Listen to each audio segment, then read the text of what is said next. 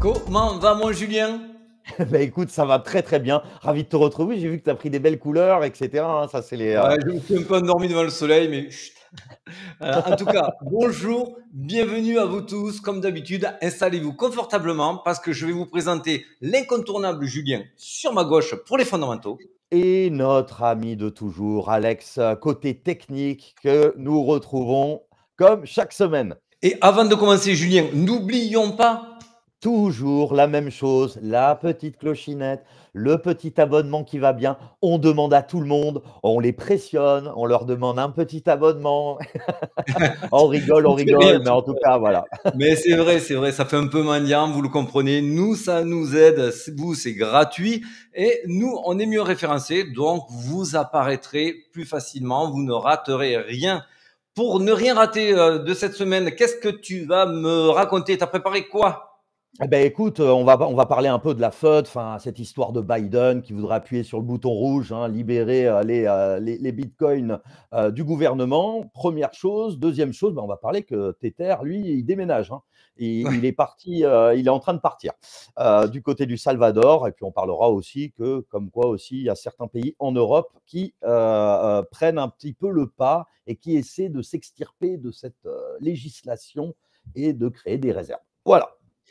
En attendant, n'oubliez pas, venez nous rejoindre nombreux clubs des tontons pour ceux qui veulent trader. Alors, on a un petit peu levé le pied parce que vous avez vu que le Bitcoin a bien baissé, mais aucun SL. On est en train de récupérer quand même les quelques pertes quand on avait fermé un peu tôt. En tout cas, ça se porte super bien, on est super contents. Vous pouvez nous rejoindre également sur le chat, l'analyse. Bref, tout est dans la bio. Et si c'est pas dans la bio, c'est un lien.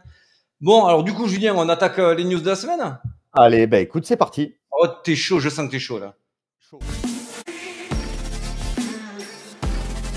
Bon, allez, ça, on va en parler très vite. Oui, on s'est fait un peu mal au cucu là, non, mon Julien?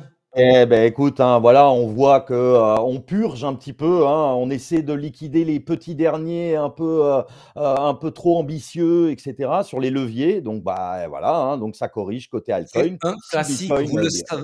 C'est un classique, vous le savez, quand Bitcoin perd 5-10%, derrière, les altcoins et surtout celles qui étaient un petit peu faibles se font dévisser. Alors, on a eu effectivement du moins 10, moins 20, moins 30%. Ce qui nous a amené à des rafales de liquidation, notamment également sur les longues. Là, on est à 500 millions sur 24 heures, mais si on prend, puisque ça démarrait avant hier, on est à peu près à 700 millions de liquidation. Et même si on prend la semaine entière, on dépasse le milliard de liquidation. Donc, je pense que maintenant, on comprend à peu près ce qu'il faut faire avec les leviers, mon cher Julien. Exactement, exactement. Donc c'est parfait, c'est une petite tatane derrière la tête, hein. Ça fait toujours, voilà, ça permet de réveiller un peu et de calmer un peu le marché, les plus effrénés, on va dire. De toute façon, on en reparle juste après au niveau des leviers, mais là, on va attaquer sur les petites news. Alors, il n'y avait pas énorme à se mettre sous la dent, Non. mais quand même, tout le monde en a parlé. Cette FUD énorme sur notre cher Biden qui veut vendre apparemment tous les bitcoins avant que Trump n'arrive Et au pouvoir. voilà, et voilà, et ça c'est vraiment beau, hein. C'est une belle FUD, hein, encore, voilà, de vouloir prévoir, de dire voilà, 69 000 bitcoins, on va les liquider juste avant que mon successeur n'arrive. Donc on rappelle, hein, 69 000 bitcoins détenus à cause de la confiscation sur Silk Road. Et d'ailleurs, Donald Trump, à ce sujet, dit que je vais libérer au day one cette personne, justement, le patron de Silk Road, le premier jour de son investiture. Bon, ça, c'est juste un effet d'annonce, mais en tout cas, voilà, ça permet de créer, on va dire, des conditions favorables pour liquider, on va dire, certaines personnes un peu trop effrénées. Donc, voilà. Mais pour le Notez, moment, il n'y a pas eu de il faut mouvement, on va dire. noter, soyez sûr d'une chose, que ces news-là sont vraiment accentuées par ceux qui ont intérêt à ce qu'elles soient accentuées. Biden, si on réfléchit 2 secondes, il représente le camp des démocrates. Est-ce que vous pensez 2 minutes que le clan des démocrates va laisser le gouvernement Biden faire quelque chose d'aussi anti-populaire et qui condamnerait complètement les démocrates en faisant chuter le cours du Bitcoin de telle manière? Si réellement ils ont besoin de liquidités et qu'ils doivent vendre, sachez que cette rumeur de Silk Road, ça fait quand même plus d'1 an et demi, voire 2 ans qu'on en entend parler. Ça se fera en OTC, donc over the counter, Exactement. Ouais. ou de gré à gré pour ceux qui connaissent. Grosso modo, ça veut dire qu'ils vont pas le vendre en market, ils vont pas faire chuter le prix. Et encore moins de façon visible. Et on le sait, avec la blockchain, chaque mouvement sera visible et identifié. Donc effectivement, si les 6,5 milliards de dollars de Bitcoin sont vendus, ça va être clairement identifié sur notre cher Biden. Et lui et le clan qui représente, sur les démocrates, seront grillés pour des dizaines d'années. Sachez-le. Et Donc, ça, c'est jamais bon, en effet. C'est sûr que, et là, là où je te rejoins, c'est vrai que ça ne va pas se passer en market. Forcément, il y a des gens qui sont très intéressés pour les récupérer. Je pense même il y a des gens qui appellent pour essayer de les racheter. Donc voilà, ça peut pas, potentiellement, ça ne pourra pas se passer comme ça. Donc en voilà, tout c'est cas, pour ça que sachez que c'est c'est un une fun. classique. En tout cas, sachez que c'est un classique sur les zones clés, d'appuyer sur des news et d'en faire de la FUD. Ce fameux bruit, il faut vraiment s'éloigner de cela. Vite fait aussi, on enchaîne sur les news, notamment Tether qui, ça y est, a choisi le Salvador, mon cher Julien. Exactement, voilà, il prévoit lui de déménager un peu, il va suivre Bitfinex, donc voilà, à cause un cadre réglementaire, on va dire, favorable. Et donc ça, c'est plutôt pas mal parce qu'il vient de recevoir une licence locale de fournisseur de services d'actifs numériques, le fameux DASP.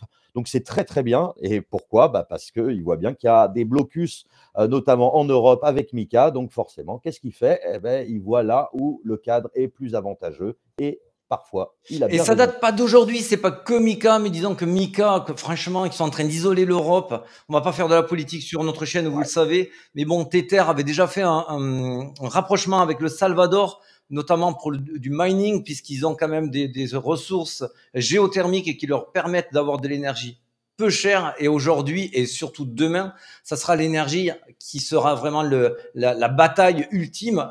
Et Tether l'a très bien compris. Ils ont très bien compris que l'énergie pas chère, on n'allait pas la trouver non plus en Europe. Alors, sachez que quand Mika a commencé avec notre cher Thierry Breton, voilà, quand tu te débarrasses d'une pompe à vélo, Bruno Le Maire, si tu m'écoutes, on en récupère une autre. C'est pas possible. J'ai une collection de pompes à vélo. Bref, donc maintenant, notre cher Thierry Breton qui menace bien sûr l'Europe avec ses réglementations, notamment aussi Musk avec X, avec Twitter. On va pas faire de la politique là non plus, mais on constate qu'il va y avoir une morosité qui va s'installer en Europe et que toutes les entreprises qui sont orientées crypto vont un peu se détourner tant qu'on n'aura pas une vision, une réglementation un petit peu plus accueillante. Exactement. Et en plus, on pourrait rajouter, et ça j'avais trouvé ça pas mal, que le FMI menace, on va dire, le Salvador. Le Salvador n'en tient pas compte. Le Salvador, lui, il a 5 750 bitcoins, donc à peu près 530 millions de dollars.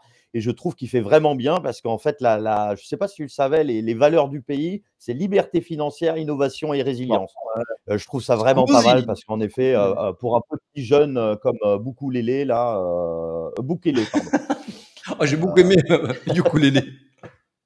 Bon, allez, mon cher Julien, on va passer aux choses sérieuses. Je t'invite sur la seconde partie, l'analyse du Bitcoin. Eh ben, c'est parti. Alors, très vite, ça c'est important parce qu'on est sorti de l'extreme grid, le fameux Fear and Grid Index. Donc, on est même descendu à 48 ou 49 dans le week-end. Pourquoi je vous en parle? Parce que ça nous amène sur ce graphique que Julien m'a dégoté. Ce graphique-là nous explique clairement que quand on n'est pas dans une euphorie de sentiments, on est loin du top du Bitcoin. Est-ce que tu peux me confirmer? Exactement. En gros, bon, vous allez le voir, dès qu'on va dépasser ou qu'on arrive proche des 2,4, voilà, sur l'échelle mentionnée, là où vous voyez les pastilles vertes, c'est là où on arrive au top, parce que là, le sentiment est extrêmement puissant.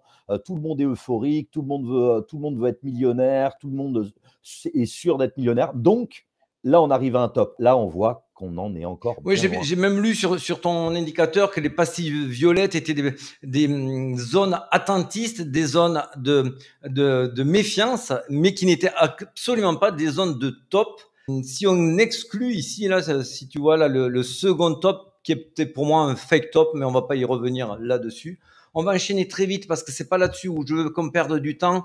On n'est toujours pas sur une surestimation du Bitcoin. Le Bitcoin est surestimé quand on est dans le rouge, sous-estimé dans le vert. On est ici sur le MVRV Z-Score. Je continue très vite parce que vous connaissez tous ces indicateurs et c'est pas là aujourd'hui où je veux vous m'arrêter avec vous. Pareil, sur les exchanges, les bitcoins, vous voyez, ça a beaucoup vendu. Mais ils n'ont pas eu le temps de stationner, qu'ils sont repartis aussi secs. Donc, ça veut dire que ces accélérations des market makers pour faire baisser le prix ont deux intentions. La première, de vous faire lâcher les leviers. Et la deuxième, de replacer leurs copains. Ils sont payés pour cela. Donc, ils créent des fenêtres pour leurs clients. C'est pour ça que vous ne retrouvez pas tout ce que vous avez vendu en bitcoin. Vous ne le retrouvez pas sur les exchanges. Tu es d'accord avec moi, Julien? Je continue. Exact. Bon, alors voilà, ça on en a peu parlé et pourtant c'est celui qui nous a été pire que Thierry Breton, un cancer pour nous, à savoir la résurgence du dollar index. Effectivement, on est dans une mini euphorie, les marchés du SP500 ont tenu, donc l'arrivée de Trump rend un peu de force au dollar index et vous savez que le Bitcoin est coté face au dollar index. Donc mécaniquement, mon cher Julien, qu'est-ce qui se passe? Eh ben, tout simplement, si le dollar index que vous voyez est en train de monter, le Bitcoin, lui, corrige parce qu'il est Coté en face. inversement. Voilà, exactement. Allez, du coup, vous avez compris, on veut que le dollar index baisse et c'est à peu près ce que nous dirait le momentum puisqu'il a un RSI avec des divergences baissières qui est déjà très haut. On est aussi sur une zone de rechargement, la RLZ, en daily. Donc, on est en droit d'espérer un léger retournement du dollar qui aiderait fortement notre cher ami Bitcoin. Ça, on vous en avait parlé il y a un mois et demi. Pour moi, je ne vendrai pas le moindre Bitcoin tant qu'on ne sera pas dans ce cercle jaune ici en bas. Je m'explique. À chaque fois qu'on a eu un top dans le cycle du Bitcoin, le RSI était en surchauffe. Vous le voyez ici, vous le voyez sur le second cycle, vous le voyez sur le troisième cycle, avec bien sûr une trendline baissière que j'anticipe. C'est pour ça que je me mets plus bas. Et on en est loin. Donc, tant que je ne suis pas dans ce cercle jaune ou que je ne m'en approche pas, il est hors de question que je touche à mes bitcoins et du coup encore moins à mes altcoins. C'est très clair. Voilà. L'autre point essentiel. Aujourd'hui, beaucoup disent retour à la case départ. On va sur les 80 000, on va sur les 60 000. Pour moi, ce n'est pas possible actuellement, encore moins avec les datas que j'ai. Mais pourquoi? On ne peut pas avoir une réaccumulation. Là, on est d'accord. Tout le monde s'accorde à dire qu'on sort de réaccumulation, même les plus sceptiques. On a eu donc cette réaccumulation. Une réaccumulation ne peut pas avoir comme seul objectif son objectif technique qui est ici dans les 95 000. C'est toujours un premier palier. Ce premier palier, c'est pour ça qu'on vous l'avait noté il y a des semaines avec des plus et des moins 20%. On est venu sortir toutes les liquidités ici. Vous voyez là, cette pique qui avait été tracée. Aujourd'hui, on n'attend qu'une chose, que ça remonte. Alors, ça ne sera pas en aussi belle ligne droite qu'ici, mais pour moi, je pense qu'on a fait le plus dur, où on n'y est pas loin, parce que c'est vrai qu'ici, il y a encore un nœud dans les 87 cases, qui n'est pas idiot à aller chercher, mais ça ne remettrait rien en cause, je vous le redis. Exactement. Et d'ailleurs, par rapport à ça, n'oubliez jamais que Wyckoff, lui, il parle du Composite Man. Composite Man, c'est très très simple. C'est l'agglomération des plus grosses baleines, des plus grosses institutions en une personne. Et que pour pouvoir vendre, il faut qu'il y ait énormément d'euphorie, etc., qu'il y ait énormément de gens qui achètent. Parce que ces gens-là ont Et oui, ils ont énormément à accumulé. vendre et ils ne peuvent pas vendre de Ils ont manière simple. accumulé Voilà. pendant des mois. Ton intervention est très juste. Cette accumulation pendant des mois ne peut pas être distribuée sur ce simple pump-là. Ça, c'est pour moi, c'est mathématique. Si on se trompe, on sera les premiers à le dire sur la chaîne et on fera un mea culpa. Mais pour moi, ce n'est pas possible. Avec l'expérience des cycles antérieurs, avec le timing des cycles antérieurs et avec les data qu'on a, je ne vois pas aujourd'hui être sur un top de marché. C'est tout. D'autant plus, ici, on est en daily. Alors, en daily, on vous en a parlé la semaine dernière, il me semble, ou il y a 2 semaines, du MFI, qui est un momentum qui ressemble un petit peu à celui du RSI, mais il prend en compte les volumes, les prix. Il est un petit peu plus poussé à mes yeux.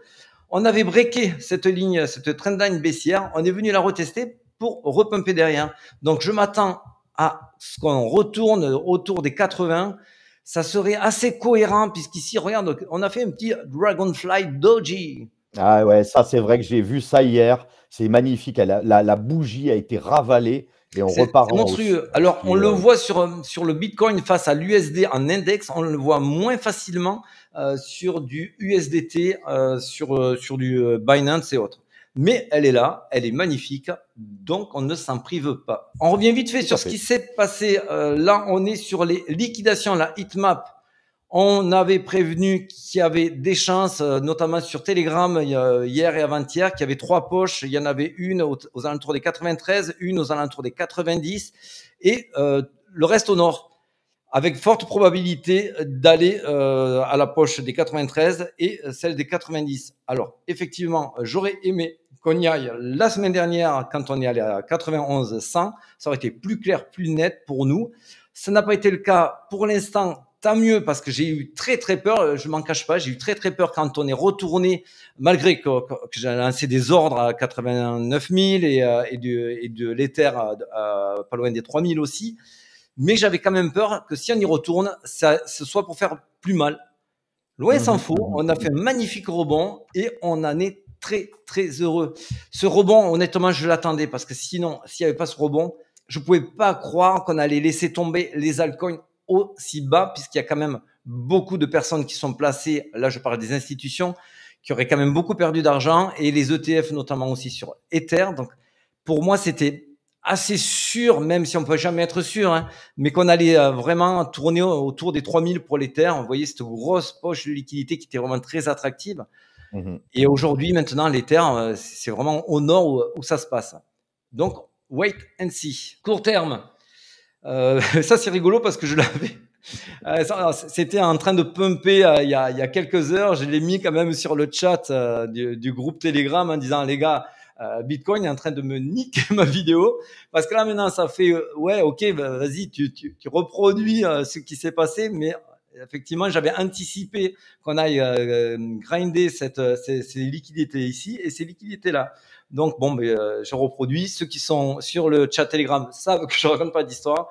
Donc j'avais prévu que ça monte effectivement ici pour choper ces liquidités-là. Et là maintenant, on peut avoir une respiration. Alors ne vous inquiétez pas, je vous le redis. Si ça vient chercher ici parce qu'on a une FVG à prendre, pas de souci. Et si on s'arrête avant pour rebondir, encore mieux. En tout cas, on est en train de casser, j'espère, cette tendance baissière, puisqu'ici on a fait un bas plus bas, et en venant casser ici ce haut et ce haut là, on vient de faire enfin un haut plus haut que les anciens. Voilà, donc ceux qui connaissent le trading savent de quoi je parle. Donc ça veut dire qu'on repartirait court terme sur des mini yo-yo, mais à tendance haussière, avec une tendance de fond haussière. Voilà, donc on va peut-être pouvoir commencer à respirer. Pour l'Ether, c'est presque pareil, avec des divergences haussières en plus qui me laissent un petit peu espérer à des rebonds supérieurs, mais on a laissé quand même des zones hyper attractives. Et je sais très bien quand on sort d'une tendance baissière court terme, il va y avoir possiblement des retests. Donc, on ne s'emballe pas, mais si on confirme des hauts plus hauts et des bas plus hauts, on va pouvoir effectivement commencer à respirer. Dernier point, et je finirai avec cela, mon cher Julien. Qu'est-ce que L'open c'est? interest qu'on a sauvagement balayé. Vraiment, là, on est retourné sur des plus bas. La dernière fois qu'on a fait plus bas, c'est simple, le Bitcoin était à 66 000. Je voulais cercler en jaune. Ouais. Donc oui, Ça, c'est aujourd'hui, intéressant. Ça, c'est très intéressant, ça. Ouais. voilà. Donc oui, il y a de la place au nord maintenant pour reconstruire des positions et repartir sereinement. Je vous le redis, est-ce que pour autant on peut se dispenser d'aller à 87 000? Si le marché estime qu'on repart trop en mode pump it up, il nous remettra un coup de balayette. Mais je vous le redis, comme je l'ai dit la semaine dernière, comme je le dis sur Telegram, je ne change pas mon discours. Pour moi, la direction long terme, elle est au nord. Moyen terme, ça commence à sentir. Il y a notre cher Trump qui arrive le 20 et je préfère qu'on dévisse un peu avant son investiture. Et je crois aussi, mon cher Julien, qu'il y a des news mercredi, demain. Voilà, exactement. Hein. Faudra faire attention parce qu'on a quelques petits moments où ça risque de swinger un peu. On a mercredi, on a le CPI mensuel, annuel, et bon, on a quand même comment ça s'appelle, l'investiture de Trump, donc le 20, et on a le FOMC le 29, ce qui veut dire que entre maintenant l'investiture de Trump, ça risque de beaucoup swinguer. Donc, Ouais, tu il vas pouvoir faut sortir tes toujours faire claquettes à la attention. fin janvier, mon cher Julien. Tu vas nous Ouais, faire. exactement. Non, mais je les ai déjà mises, hein, c'est bon. Bon, en tout cas, mon cher Julien, j'espère que j'ai été clair. J'espère que Ah, vous, très clair. nos chers auditeurs, on a été clair également pour vous. Moi, j'ai tout dit, hein, mon cher Julien. Ben, moi, j'ai tout dit. En tout cas, dernière chose, résilience, patience, tranquille, tranquille. Certains prévoient même les tops en juillet 2025, etc. On a encore un peu le temps. Comme m'a On montré a Alex, le on a temps. encore un peu le temps. Les guerriers, vous voyez, ils sont toujours payés. Donc, soyez patients. Mettez vos stop loss à l'abri. Moi, je vais mettre un peu de biafine. Et Julien, je te fais des bisous. À très vite. Eh ben, je t'embrasse fort. Allez, à très Allez, vite, les ciao. amis, À très et vite à sur la semaine Telegram. prochaine. La bise. Bye Ciao. bye.